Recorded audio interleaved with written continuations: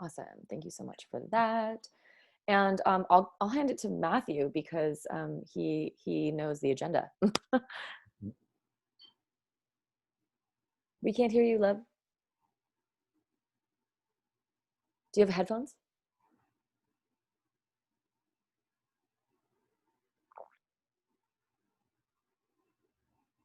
You're not on mute. Maybe just turn up your mic.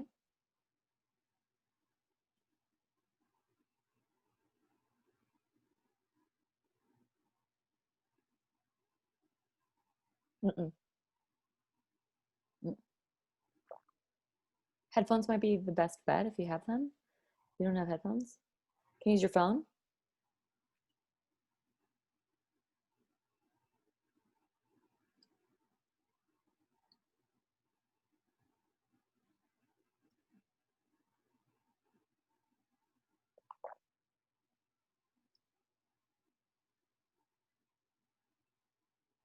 Okay, he shall return. Okay. So you've been a politician in Florida for quite some time? Not too long. I was never really a politician. I'm a law professor. And in fact, I taught for 1 year at University of Arizona in Tucson when I was making a move, you could say. I'd been out west in Albuquerque for 5 years and I was ready for a move. Had a visit in Tucson for a year and then went to Southern California, Chapman University in Orange, California. And I was there for 8 years before moving back to Florida. And I got back to Florida in 2012, and I never thought I was going to run for a political office. But in 2016, I kind of got swept up in things. Found myself living in a congressional district where our Congresswoman, Debbie Wasserman Schultz, was the chair of the Democratic National Committee, and she was clearly trying to help Hillary Clinton over Bernie Sanders. She was supposed to be neutral and unbiased. And I was working with the Citizens Trade Campaign, and we were lobbying the congressional delegation against the Trans-Pacific Partnership, the TPP. And this is related to my research and teaching interests as a law professor. And she was hopelessly bought. She had taken $330,000 from groups that wanted the TPP. And she voted for the TPP. She was the only Democrat in Florida's House delegation to vote for fast tracking it. So we started looking for someone who would challenge her in the primary. It's a very gerrymandered district, very, very Democrat. And if she wasn't challenged in a primary, then she could, and that's what was happening over the years. No one would challenge her in a primary, and she could speak out of one side of her mouth. And then, when it came to what she actually did, voting and stuff, it was all very, very for big predatory corporate interests. Mm. So I decided to run against her in the primary, and the campaign took off. It went viral pretty quickly. And we raised in total $3.8 million, and it was all in small donations online. It broke all kinds of records at the time. Yeah, and we poured the money back in the district. I had 4 field offices. We were knocking on 12,000 doors a week. Our internal field numbers showed us crushing her at the end. I mean, not even close, just crushing her. And the polls closed. It was in August 30th, 2016 primary. And an hour later, they declare her the victor by 13 percentage points. What? So I didn't really believe it. And in the days following the election, I start getting contacted by election integrity analysts, and they start telling me the numbers don't add up. It's not plausible. They rigged the machines. So I put in a public records request to inspect the paper ballots. And I thought, if we inspected the ballots in a dozen key precincts, we'll find out whether it's an accurate vote or not. And they dragged their feet. It took me months, and I finally filed a lawsuit to inspect the ballots under our public records law.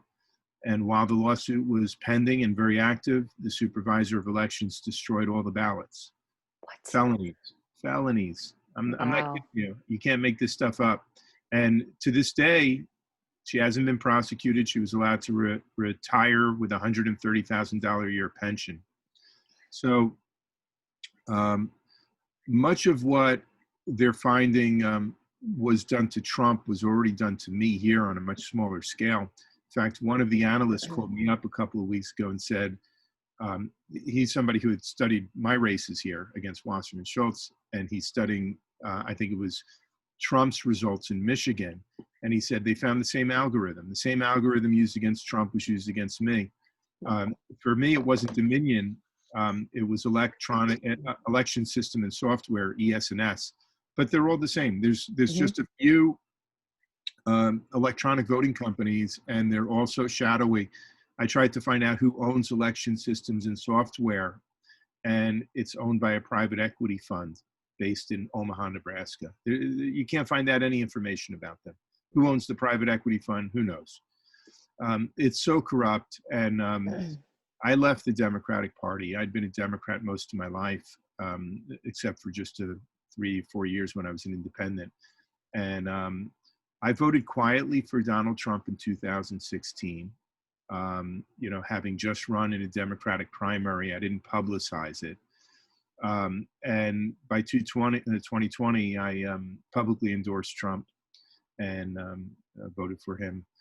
So a friend of mine, somebody who's a high school buddy, we ran track and cross country together, ran into Matthew in Sedona just last week. And that's how we got in touch with each other. I love it. Matthew, can we hear you? Can you guys hear me now? Yay. Yeah. Okay. Yay. I think, Tim, I obviously just came in midway through what you were saying, but did we get a rundown on what Tim went through with Debbie Schultz and all that in 2018? That was going to be my first question for you, Tim, was to, explain who you are as a politician and things like that. So I didn't know if that's what we were talking about. Yeah, I had talked a bit about the 2016 race and how they destroyed the ballots. The experts believe that they used an algorithm to flip the vote on me. And our internal numbers showed us beating Wasserman Schultz badly. I ran again in 2018. And of course, I was really trying to wave my hands and say, look here, what they're doing here, they're getting away with impunity. They can do it anywhere. They can do it in 2020. They did it against Sanders in 2016. I think they did it to Sanders in 2020 and on Super Tuesday. When I ran as an independent, it was a three-way race. The district is gerrymandered, so it was about 40% Democrat, 35% independent, 25% Republican. So I thought we had a real chance as an independent. And just days before the election day, November 2018, there was a Republican news outlet, the Floridian Press, that published a report reporting on a Republican poll that I had not seen. We had heard rumors of polls, and that poll they reported on had Wasserman Schultz and me tied in a dead heat of 34% each, with the Republican back in third in the teens, and about 1 out of 5 voters still undecided. So we thought we had and that gave us a lot of momentum at the end, and we thought we had a good chance. The polls closed. An hour later, Wasserman Schultz is the victor, and they have me at 5%. What? And get this, 5% in every demographic group. I got 5% among blacks, whites, Hispanics, males, females, Democrats, Republicans, independents, 5% in every precinct, no matter size of the precinct. And the experts in computational science looked over the results and said, it's mathematically impossible. Mm-hmm. It's as unlikely as winning the lottery every day for a year. And still nothing happened. We had a Republican governor, Rick Scott, and we had a Republican administration in Washington. Jeff Sessions was the attorney general at the time. And we tried to get them to prosecute the supervisor of elections for destroying the 2016 ballots. And it was an open and shut case. We had her on a sworn videotape deposition admitting to the ballot destruction. We had the ballot destruction order. It's a clear federal and state rules that you got to maintain those records, retain them for 22 months, and they failed miserably.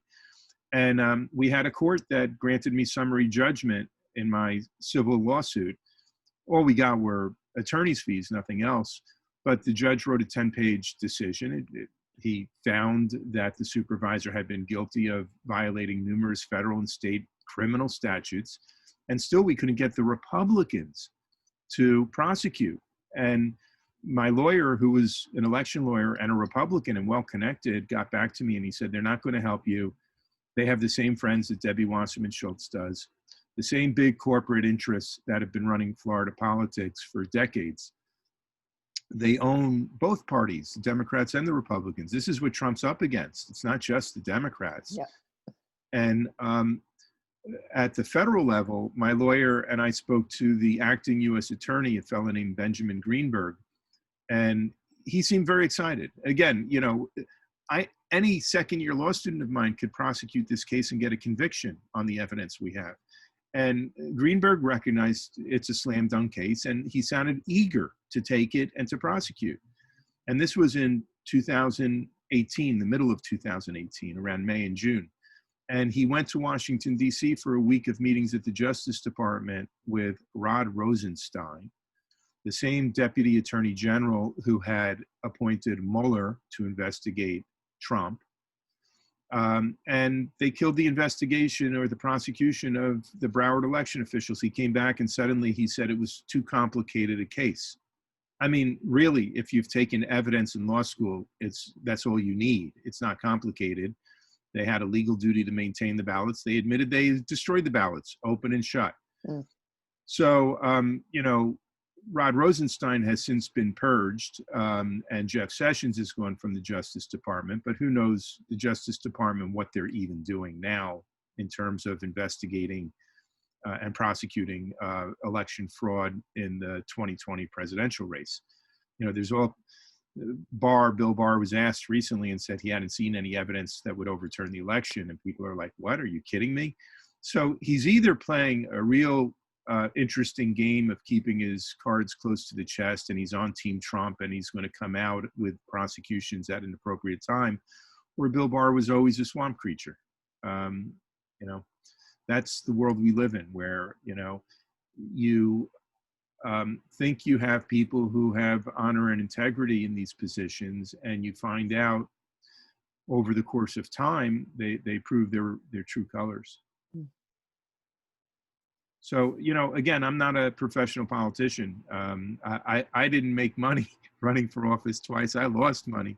And I had raised a lot of money. I shouldn't have put a penny of my own money into it. And I was foolish to do that.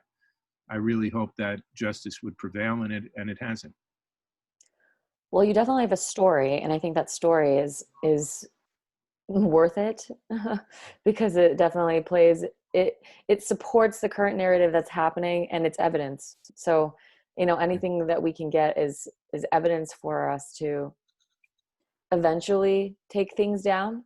But people have to open their eyes, right? And that's the value of, I think, the experience I went through. Is it opened a lot of eyes here in Florida and even around the country. Yeah. You know, and I was endorsed out of the blue by Bernie Sanders in 2016.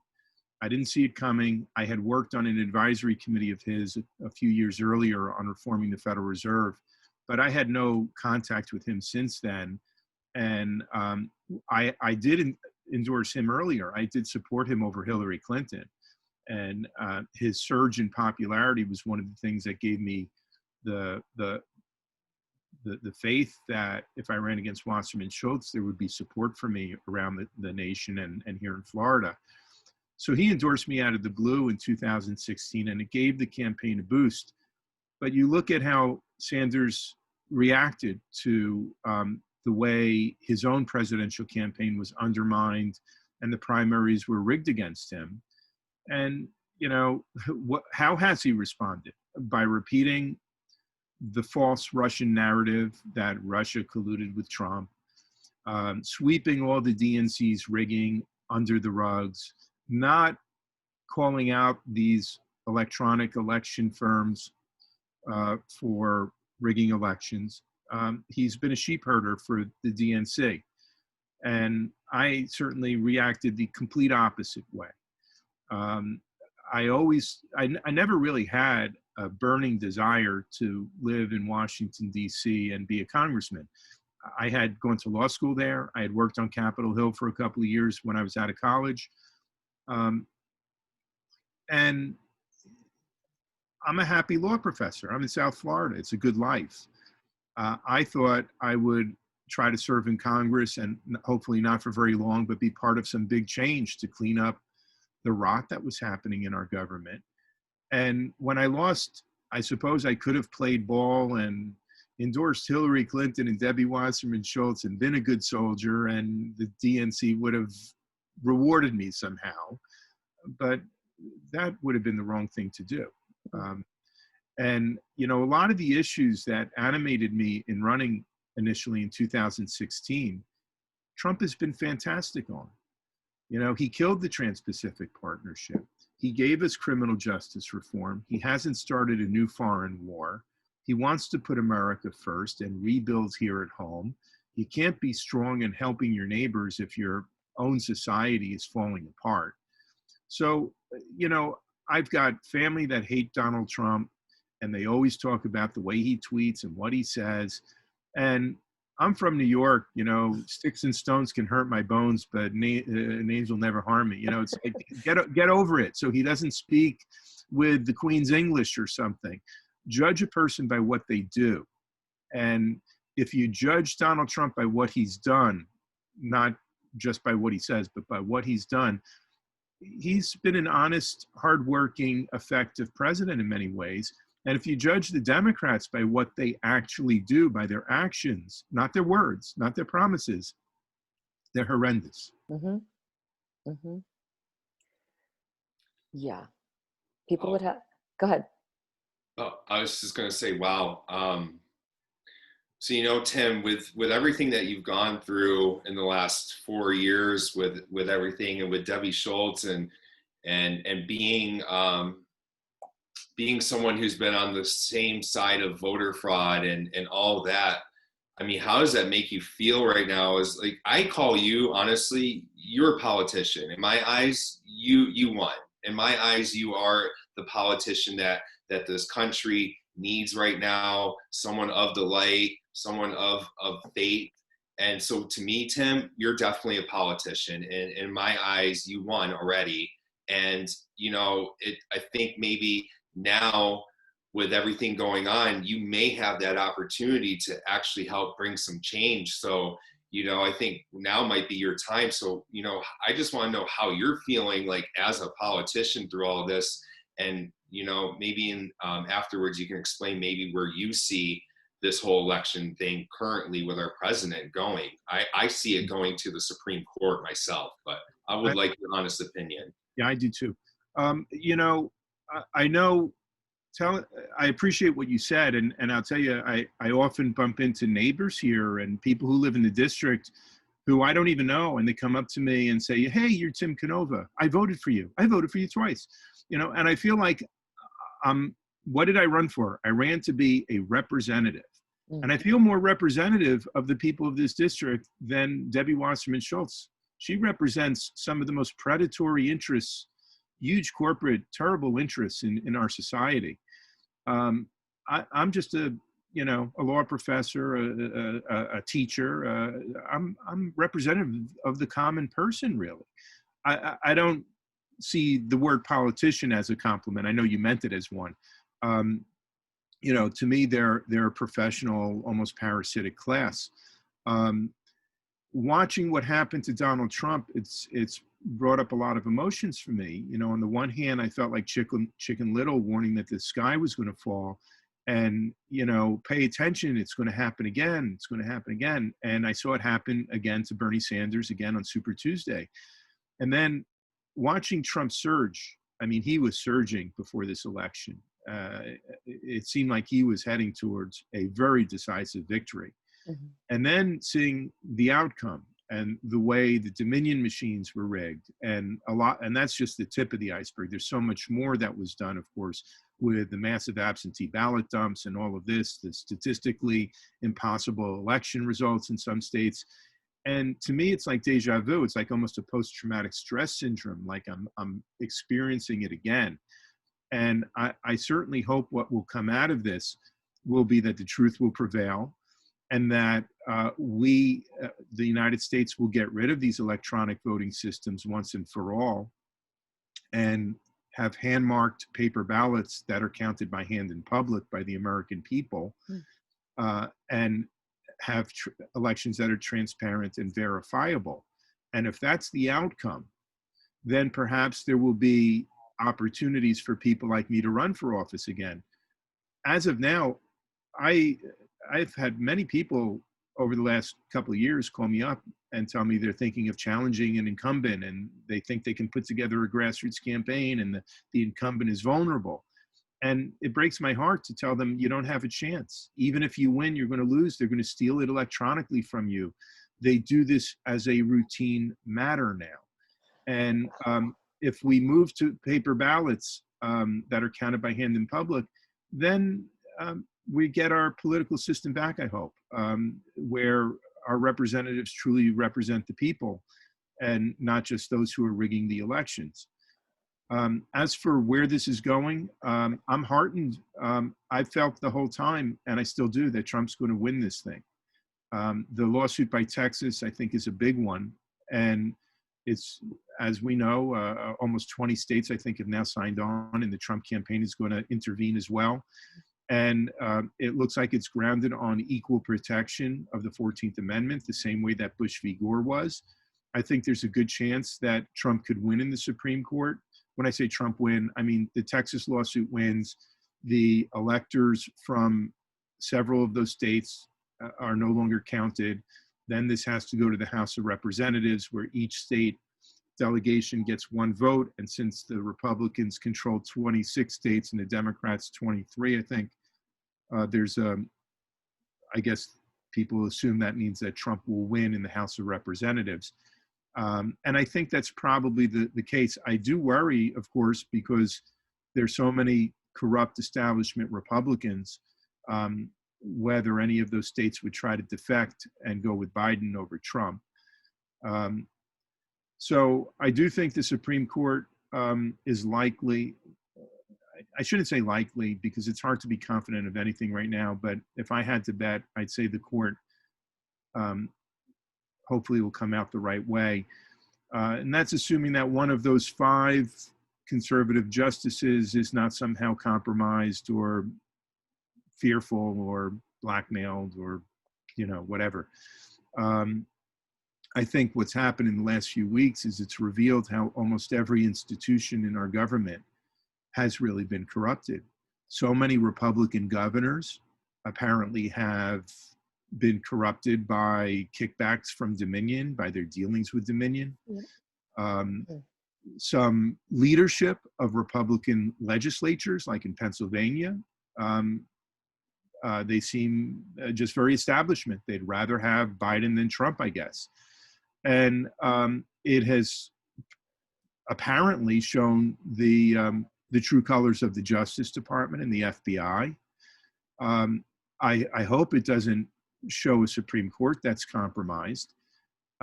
As of now, there are people who are saying the only major institution of government that's not been compromised is our armed forces.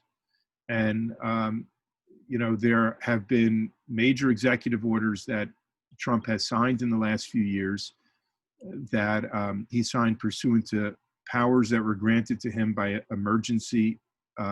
national emergency statutes. And we've been in a national emergency for many months now.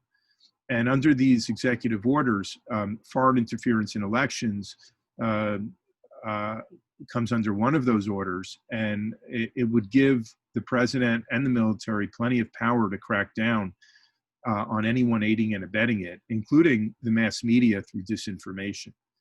So I don't know if that card is going to be played and when and how it would be, but I think everything's on the table right now. I have a hard time believing the U.S. military is going to just sit back and do nothing if it believes that there's been foreign election interference and that agents of a hostile foreign government basically are going to be installed in the White House. If that's the way they're looking at it, I have a hard time believing they're going to allow that to happen without firing a shot.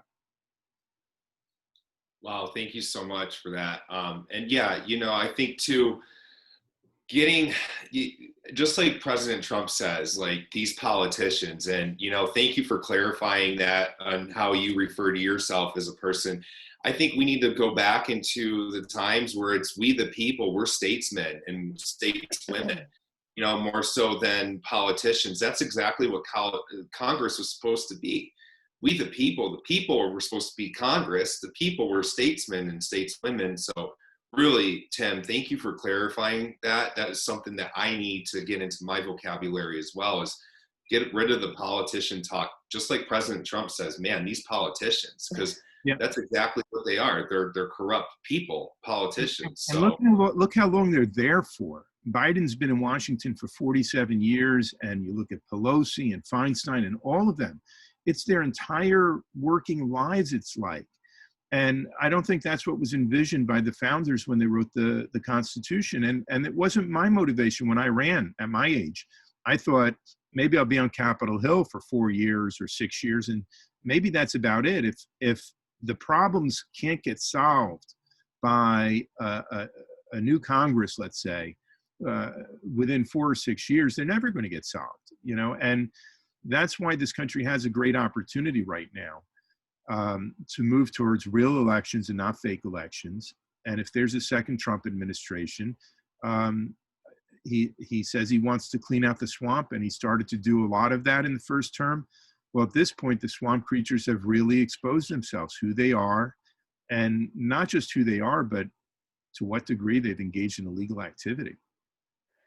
It's so interesting to hear you speak about how the election was rigged, even for you. And I led the campaign for the non-incumbent mayoral candidate this year in Sedona. Mm-hmm. And the same thing happened. And at the end, when we didn't win, we were like, what happened? And many people came up to us and said, something must have been rigged. It had to have been rigged. Nobody wanted that mayor to come into action again. And here, lo and behold, she's still in office, and right. No one's happy. No one is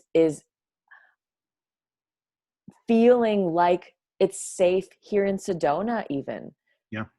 Yeah. So it's amazing. And, we had a couple of public forums in the last 2-3 years here in Hollywood, where I live, where we have flown in election experts from around the country, and including Benny Smith. Benny Smith's an interesting guy. He teamed up with a woman named Bev Harris on a film called Fraction Magic. And this is some years ago. It showed how these electronic voting machine companies, they tabulate their ballots in fractional terms, which allows them to allocate votes in illegal ways. Mm-hmm. And I'm not an expert, so I don't even do it justice describing it.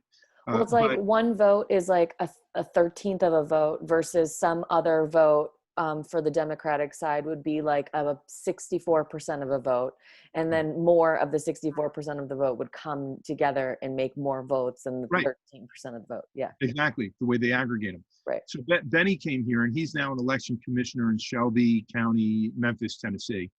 And he showed the audience right on a big screen on his own computer how with just several keystrokes, you could flip and cap anyone at any percentage. Oh my. So, and even the New York Times had an article about this in early 2017, which said it's a myth that these voting machines are hacker-proof. 98% of the electronic voting machines in this country are inherently vulnerable to outside hacking or insider manipulation of the software. 98%. So if there are people who have the means, the motive, and the opportunity to rig an election and get away with it, what's stopping them? Their moral compass? Come on. I just feel like it's so stupid funny. It's stupid funny at this stage, because it's like, how many of us like don't like, how do you not know that this is happening right now? How do you not like put the dots together and say it's happened to so many good people that you can't overlook it anymore. And There, so, there are politicians. I know a congressman who, Alan Grayson, who lost and then tried to make a comeback. And when he tried to make a comeback, the loss he suffered was very suspicious, and the election analysts believe the vote was flipped on him. There's Feingold from Wisconsin who ran for the Senate. There's so many suspicious election results, and these candidates are usually informed by the election experts, the election integrity folks, of what happened, and they have a choice of going public or keeping their mouths shut. And it amazes me that most of them just keep their mouths shut. And well, I guess people are afraid of what's they're going to happen. they don't want to be called sore loser. They don't want to be called a conspiracy theorist. They want to have an opportunity to run to get again. So they've just got to, play ball with the corrupt machine, so to speak. Yeah. And things aren't going to change that way. And this is what I admire about what Donald Trump is doing, is that he's fighting back. He's exposing it. I had the will, you could say, but not the means to overturn my election results. To try to change things. I had the will, but not the means. Donald Trump, it looks like he's got the will and the means, perhaps. And if it's not changed now, we're never going to have another free election in this country in the future. Well, it's God's doing, right? It is the spiritual battle between evil and light, and we know that. And so, all I'm doing is praying and coming into contact with people like you who are supporting the true narrative. And that's what I'm grateful for, because when you're on the right track, the right information comes, and your discernment and your internal intuitive patterns let you know what the truth is. And if you don't still yet know the truth, that means that there's a glitch in the internal mechanism of our intuition and our connection with God. Otherwise, we would know the truth. Yeah. So, I'm so thankful that you went through these experiences, even though they were kind of crappy, because what it does is it gives us a story, and it gives you a story, and it provides those who don't yet know yet, and those who don't yet believe yet, a means of evidence, because you are just a regular guy. You're a person who has a good heart, who has leadership qualities that can support a city or support a state. And so it's great that happened. I'm grateful that this happened to Kurt as well, because it provides a story. And these are all stories that come together that even support Donald Trump's story that the election was rigged and stolen from him, because we all knew he was going to win. It's not even a matter of if he was going to win. It was like he already won. I saw one poll that there have been a few polls out lately, so who knows how accurate they are, but one said that something like 86% of those Republicans who voted for Trump believe it was a rigged election. And I think that's at least 86% believe it was. And then on the Democratic side, one poll said 30%, another said 47% of Democrats believe it was rigged.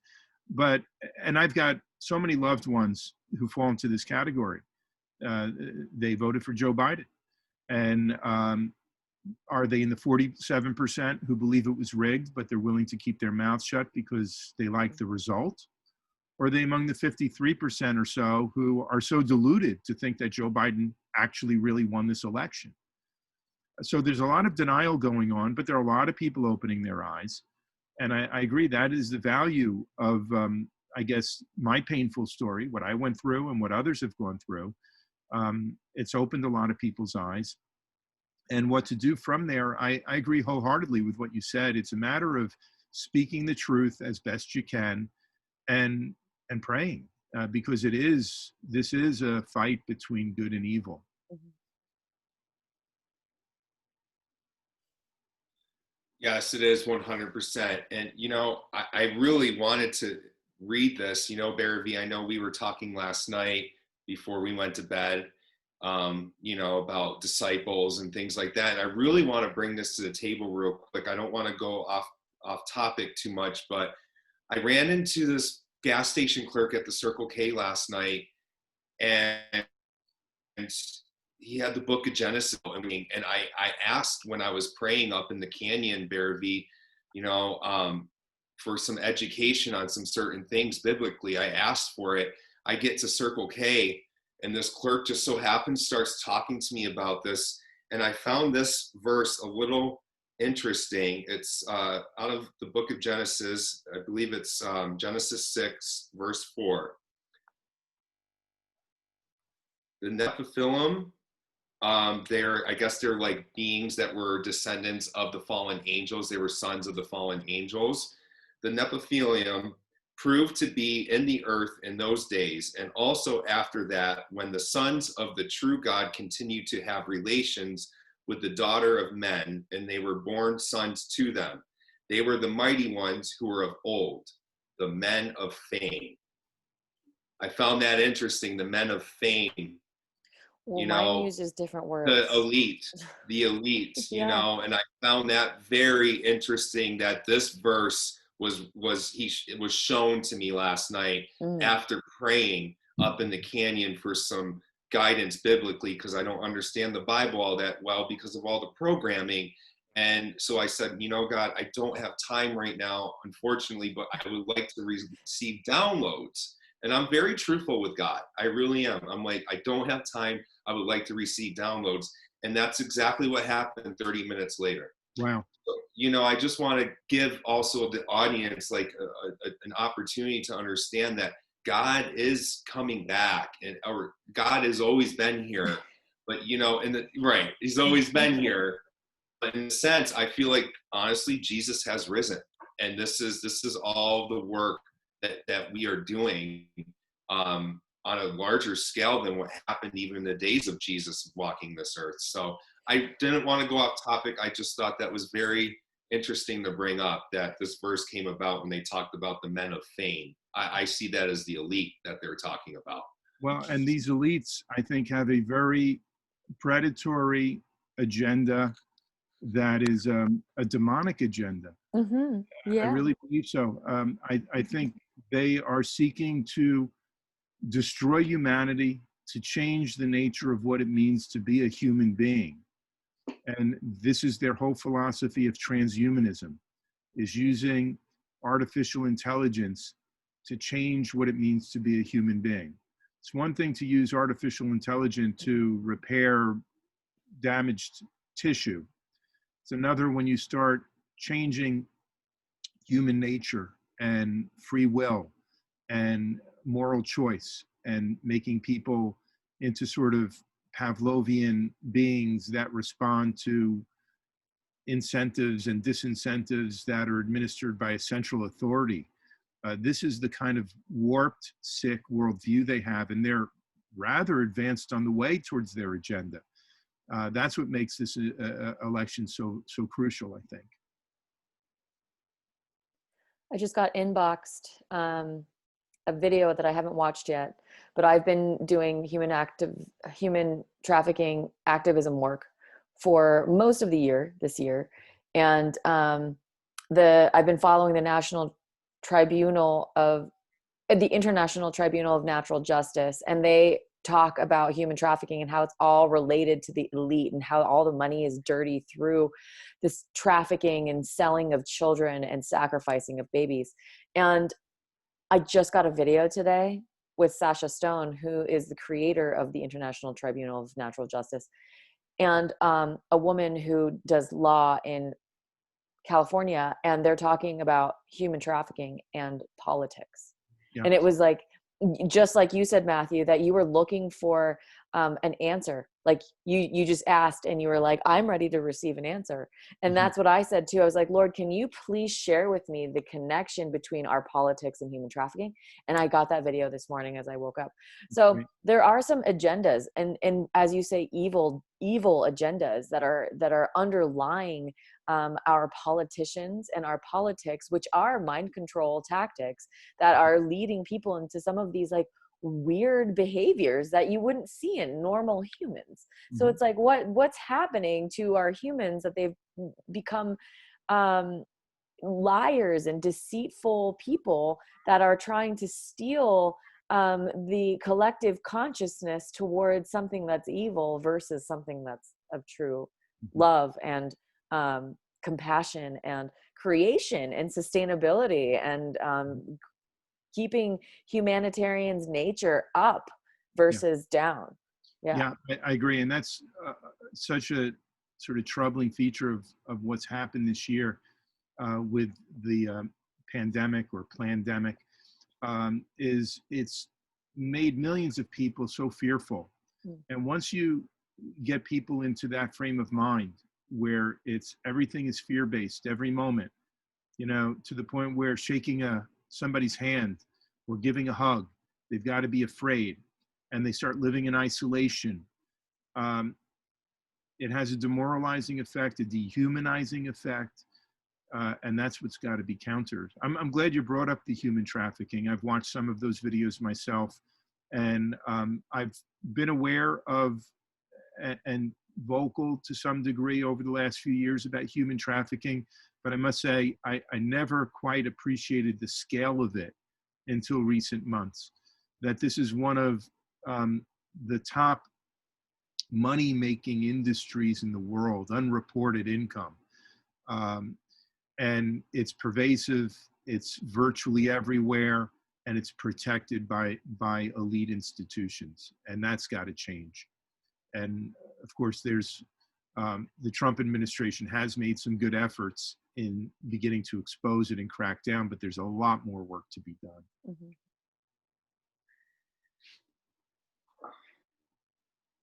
So I'm wondering about your group. It's called Save Sedona. It's called Sedona Stands United. Nice. Yep. So we have a website now that was just launched a few days ago. It's called sedonastandsunited.org. We are the chapter, and Rachel is filing, they are filing this week, Barrowby, actually on Friday for our 501(c) or 501(c), however you pronounce it. So they will be filing, we'll be the chapter underneath ArizonaStandsUnited.org, which is our mother organization. So we've been doing a lot of work with them. We've been just here in Sedona locally, been getting, we've hosted a rally last week. We had about 200 people that showed up. It was very informal, information impactful. We had guest speakers from doctors to Kurt, who ran for mayor in 2020, and a lot of great information that came out of that. I believe, Tim, I sent you the BitChute video to that. So it has a lot of great information on there and exactly what we're doing. People around town are actually really loving what we're doing. We're kind of over this whole mask agenda and things like that. We are really building an awesome network. And then this Saturday, we have an event coming up called Unmask the Agenda Parade, where we're all going to get together, meet up. We're going to be driving through town on a route that we came up with yesterday through our local towns, Sedona, the village of Oak Creek, Cornville, and Cottonwood. And we're going to support 2 local businesses here who have been supporting us. The cops are totally on board with this. They are giving us pretty much free reign to do these rallies, to do these events, because they've had enough as well. Yeah. So, and that's it. Our presence is definitely going to be known this week. It's going to be a train. It's going to be a caravan of just patriots who care so much about this community, and and that's it. We've all been working together strongly as a community between law enforcement and the people, and we've solved problems together. This past weekend, we were able to solve a problem at our local coffee spot, which we had an incident happen where the cops showed up, and we all figured it out as a community, and everything turned out to be, great. We have a whole network here of people that are just really working as a community, and we're bringing that community type of conscious community back into, if you want to call it the political arena or the, whatever you want to call it, but we are bringing conscious community back. So that's what we're focusing on right now. We have a lot of great projects I'll be working with. I guess Tanya from the Patriot Party, they need about 35,000 signatures. They are going to birth a new party out of Arizona called the Patriot Party. So we're working on that. They want to get local and state people, politicians ready for the 2022 elections, and they want to introduce that party there, getting all the corrupt Democrats and Republicans, getting rid of them, and the ones who are like ready to make that switch and want to get out of those parties because of the corruption, get them over to the Patriot Party. So there's just a lot of stuff coming out of Arizona. You have a lot of awesome patriots here in Arizona. And, you know, as a Floridian myself and originally from New York, you know, I know what it's like in New York right now, especially in upstate New York. I know everyone looks at New York City as like dark and stuff like that, but upstate New York, very dark up there, very, very dark. And it's, you know, I'm so proud to call myself an Arizonan now. I really am. The state is doing awesome things, and it's part of the Four Corners region. So if you want to look into the Hopi prophecy, we all know the Four Corners region is very important time right now. You know, the trumpet fell in Utah. That's part of the Four Corners region. We have these issues coming out of here in Arizona. That's part of the Four Corners region of Colorado. So right now, Arizona is a huge, to me, in my own discernment, Arizona is very key to what is going to be happening moving forward, because you have a lot of patriots here that are not going to put up with it too much longer. Well, and I think right next door to you, really, in California, it's so crucial as well. I was very skeptical of the California election results, not just this year, but in the past as well. You had Trump rallies right on the 405 in Los Angeles and Beverly Hills, all over the state. And it's seen as a bastion of Democrat strength, and I think it might not be in the future. And, you know, I had mentioned to Bervi that I had lived in Tucson for a year. I had taught at the University of Tucson for a year. I love Arizona. I've seen a lot of the state, and amazingly never made it to Sedona. So I hope in the future I'll get to visit you all there. We would love that. We would love that. So, you know, hopefully we can plan an event to where you would want to come. You know, I think a lot of people are waiting till after the first of the year to start doing anything right now, but we would love that, Tim. You're a wonderful person, and it's just great talking to someone who's been in this arena, who's been through this stuff. And it just feels good that people are starting to reach out to us, the common people, the people. It really gives us hope, and we're so thankful for patriots like you who are in this arena, who are close to our president, who's working on things to solve these problems. It's just almost like our voices are finally being heard for once. You know, like I said, you're working closely with President Trump on certain things, sending him emails and updates on election fraud and stuff. It just feels so good that our leadership is really, when President Trump says he cares about the people, you are a perfect example of how he cares about the people and getting this message out here. So really, our hearts are really with you on everything, Tim. So thank you so much for being just a great patriot in general. Thank you, Matthew. I appreciate that. You know, like a lot of people, I've lost friends in the past year. The country is so divided. So many of my loved ones, they don't want to have a rational conversation, whether it's about the virus or about the presidential election. And it's heartbreaking to lose friends and to not be able to communicate with people you care about. But it's important that we realize that as some doors are closing for now, maybe not forever, other doors are opening. And I've made so many new friends during this last campaign, even though I wasn't a candidate, just new friends who are like-minded, who are questioning authority instead of just blindly obeying authority, people who are motivated by the highest ideals and by only good intentions. And that's what we have to embrace right now. And I really appreciate being invited on with both of you today and to making new friends like this. Yeah, I'm grateful to even be, you know, at this stage having a conversation with you. I am like the least likely participant and the least likely to even like campaign for Kurt and to do the things that I'm doing. And so I know God's hand is on all of us. And providing for us of what we need to stand bravely and with courage for our cities and for our states, because there is a lot of fear out there, and these conversations really help to solidify our trust in the ground that we're on and the God that we serve. And so thank you so much for taking time for speaking with us today. You're very welcome anytime, and I look forward to being in touch in the future and hopefully seeing you both in person, whether it's in Florida or in Sedona. Absolutely, Tim. And we do have a YouTube channel. Our podcast is called Sedona Patriot. So it's just Sedona Patriot. So, this video will be uploaded on there, and we really appreciate you really giving us the opportunity to interview you and to come on. This is pretty much our first show. So thank you so much. This has been a great first show. And, so look for the video out there. I'll share the link with you. And if you want to share it in your community too, with your following, that would be great. Because like I said, we're just trying to get the word out. And a lot of podcasters and truthers now are just, instead of competing with each other's channels, we are just all collaborating and supporting each other.